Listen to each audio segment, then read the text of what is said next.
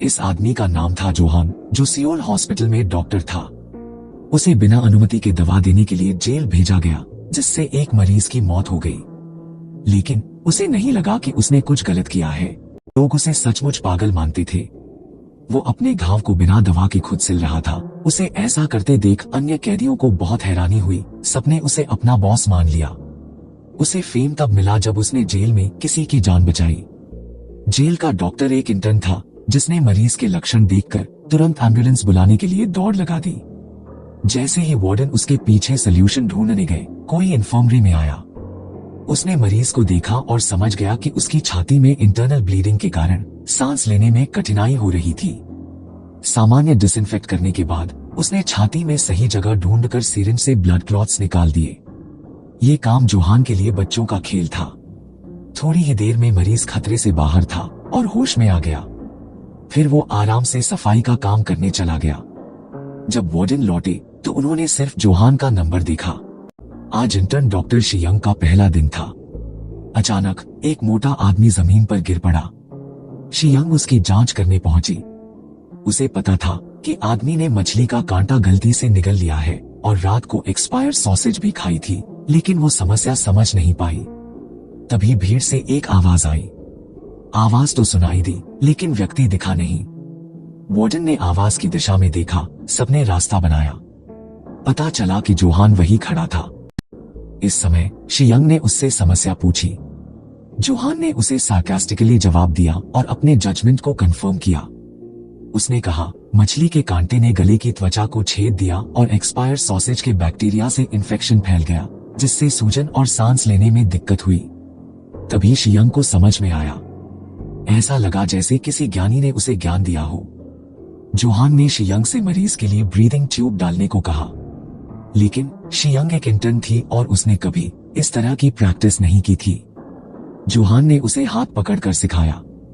शियंग ने अपने डर पर काबू पाया और ट्यूब सक्सेसफुली डाल दी। मरीज धीरे धीरे ठीक होने लगा। उस समय सबने राहत की सांस ली।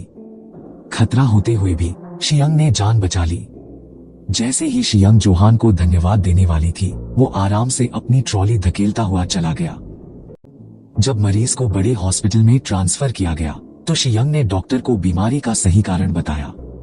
ये सुनकर डॉक्टर बहुत हैरान हुआ। इसी समय जंगबो डॉक्टर को दिखाने आया। सबको लगा कि वो बीमारी का नाटक कर रहा है। महिला डॉक्टर के सामने उसने बस इतना कहा कि उसे पेट दर्द हो रहा है। इंटर्न डॉक्टर शियंग ने इसे ज्यादा गंभीरता से नहीं लिया और सोचा कि यह साधारण दर्द है। उसने हाथ पैर पर हुए रैशेस को पूरी तरह नजरअंदाज कर दिया। वो एक हफ्ते में रिहा होने वाला था। वो खुशी खुशी जोहान को धन्यवाद देने गया, लेकिन जोहान ने कहा रिहाई से पहले ही उसकी मौत हो जाएगी।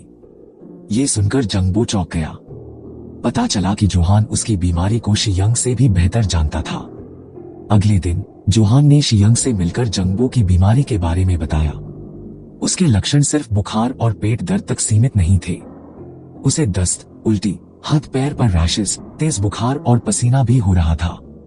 जोहान ने सीधे पूछा, क्या ये कार्पल टनल सिंड्रोम हो सकता है? शियंग को विश्वास नहीं हुआ। उसने कहा कि ये बस एक स्किन प्रॉब्लम है। ज्यादा से ज्यादा ये एक्यूट अपेंडिसाइटिस हो सकता है। मगर जोहान ने शियंग को जंगबो को बड़े हॉस्पिटल भेजने की सलाह दी। जोहान की बातों पर शियंग चुप रह गई।